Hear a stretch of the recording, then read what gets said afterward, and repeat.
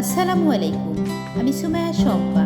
Renaissance Shampa cooking রেসিপিতে আপনাদের সবাইকে ওয়েলকাম। কেমন আছেন আপনারা সবাই? আশা করি সবাই অনেক ভালো আছেন। আলহামদুলিল্লাহ, আমিও ভালো আছি। আজকে আমি আপনাদের সাথে শেয়ার করব মটকা বিরিয়ানি। মটকা বিরিয়ানিটা আমি কিভাবে রান্না করব, প্রথম থেকে শেষ পর্যন্ত অবশ্যই আমার ভিডিওটি দেখতে থাকুন, তাহলে বুঝতে পারবেন পুরো টিপস অ্যান্ড ট্রিক্সটা। আমি কিন্তু আজকে এই বিরিয়ানিটা একেবারে ঘরোয়া উপকরণ দিয়ে রান্না করব। আমি এখানে কোনো এক্সট্রা মশলা ইউজ করব না। এই রেসিপিটি ফলো করলে আপনারা কিন্তু অবশ্যই খুব সহজে ঘরে থাকা উপকরণ দিয়েই এই মটকা বিরিয়ানিটা রান্না করে নিতে পারবেন। বিরিয়ানিটা খেতে কিন্তু অসম্ভব মজা হয়েছিল। আমি আসলে যতটা রান্না পারি ঠিক ততটাই আপনাদের সাথে শেয়ার করার জন্য চেষ্টা করি। চলুন মূল রেসিপিতে যাওয়া যাক। তার জন্য আমি এখানে 1 কেজি পরিমাণ গরুর মাংস এভাবে কেটে নিয়েছি। সাথে আমি যে মশলাগুলো নিয়েছি, 1 টেবিল চামচ ধনিয়া গুঁড়া, 1 টেবিল চামচ মরিচের গুঁড়া, স্বাদ মতো লবণ, 1/2 টেবিল চামচ গোটা জিরা, 1 চা চামচ পরিমাণ গরম মশলার গুঁড়া। এখানে আমি পেঁয়াজ কুচি নিয়েছি। প্রথমে আমি এই মাংসতে পেঁয়াজ কুচিটা দিয়ে নেব।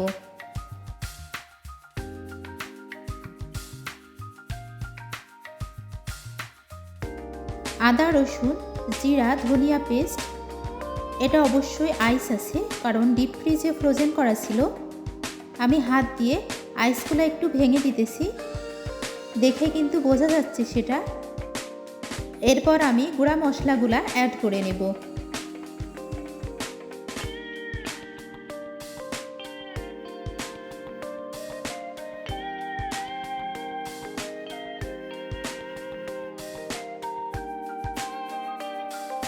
এক বাটি পরিমাণ সরিষার তেল নিয়েছি, সেই তেলটা আমি দিয়ে নেব।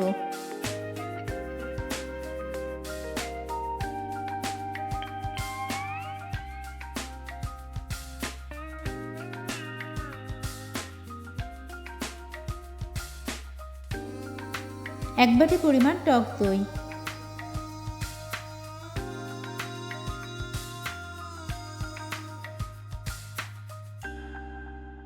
কিছু গোটা কাঁচামরিচ,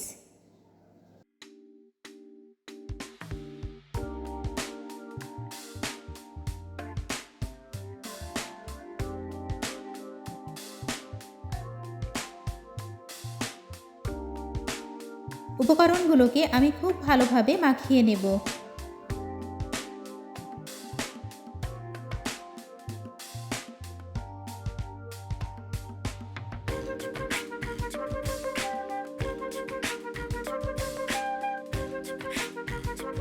এই পর্যায়ে রাঁধুনি রেডিমিক্স বিরিয়ানির মশলাটা আমি কিছুটা অ্যাড করব।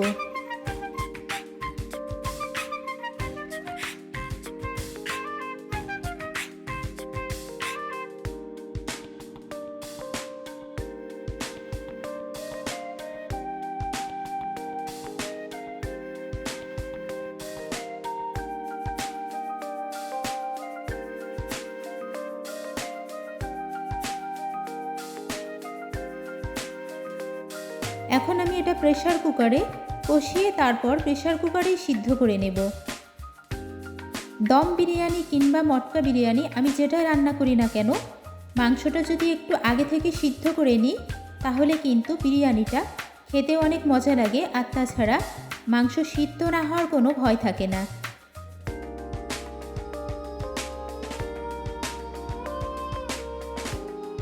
দুইটা তেজপাতা দিয়ে নিলাম, 4টা এলাচ,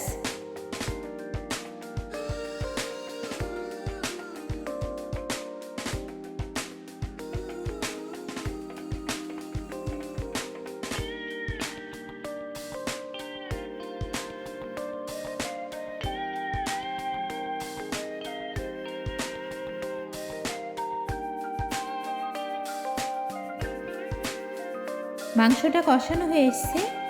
এখন আমি মাংস সিদ্ধ হওয়া পরিমাণ পানি দিয়ে নেব। তারপর প্রেসার কুকারে 4 থেকে 5টা সিটি দিয়ে নেব।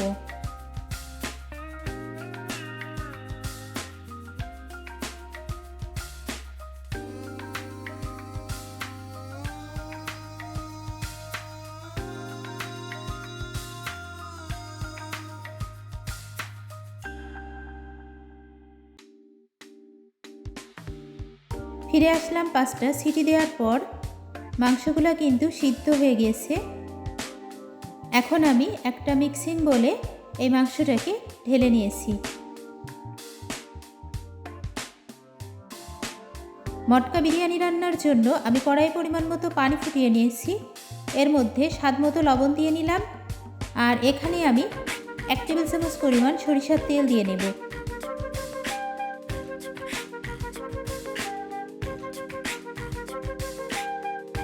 আগে থেকে আমি ধুয়ে নিয়েছিলাম 500 গ্রাম পরিমাণ পোলাওয়ের চাল।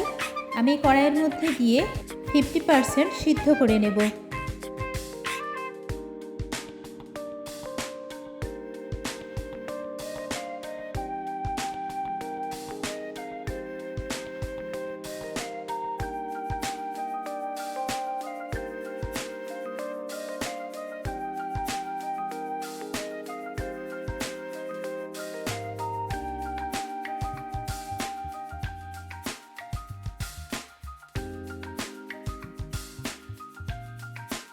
পোলাওয়ের চালটা 50% সিদ্ধ হয়ে এসেছে। এই পর্যায়ে আমি এটাকে একটা ছাঁকনির সাহায্যে ছেঁকে নেব। এদিকে মাটির হাঁড়িটাতে সরিষার তেল লাগিয়ে নিয়েছি, যাতে ভাত কোনো রকম হাঁড়ির সাথে লেগে না যায়। প্রথমে আমি এই রান্না করে নেওয়া মাংসটা এভাবে অর্ধেক পরিমাণটা দিয়ে নেব। তারপর ছেঁকে রাখা এই ভাতগুলা অর্ধেকটা মাংসর উপরে দিয়ে নেব।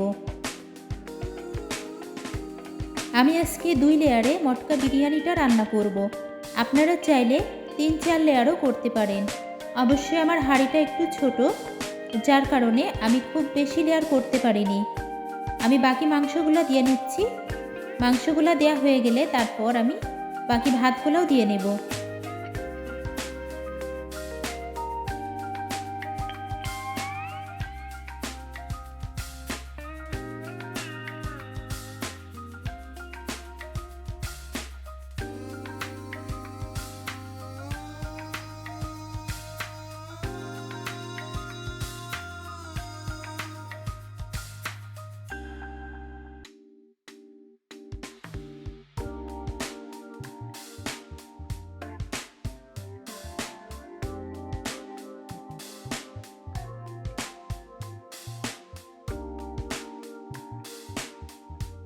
আগে থেকে আমি পেঁয়াজের বেরেস্তা করে নিয়েছিলাম।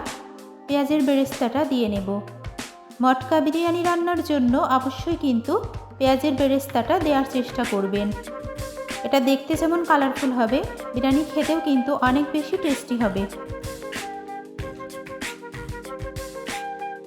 কিছু ধনিয়া পাতা আমি কেটে রেখেছিলাম, সেটা দিয়ে দেব।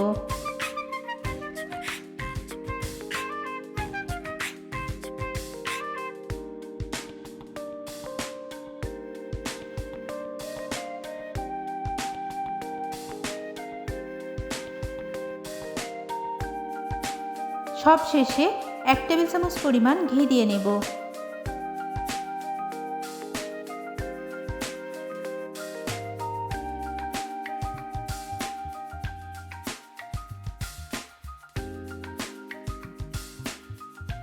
আমি হাঁড়ির ঢাকনাটা লাগানোর জন্য এখানে গমের আটা পানি দিয়ে মাখিয়ে নিয়েছি। সেটা হাঁড়ির চারদিকটা এভাবে দিয়ে নিচ্ছি। তারপর আমি হাঁড়ির ঢাকনাটা বসিয়ে দেব। তাহলে খুব সহজে হাঁড়ির সাথে ঢাকনাটা আটকে থাকবে।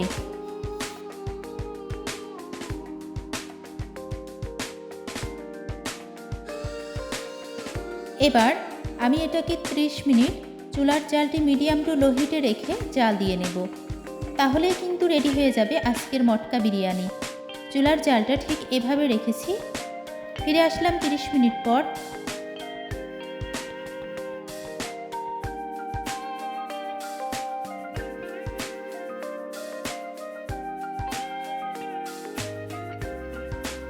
পারফেক্ট মটকা বিরিয়ানি রেডি।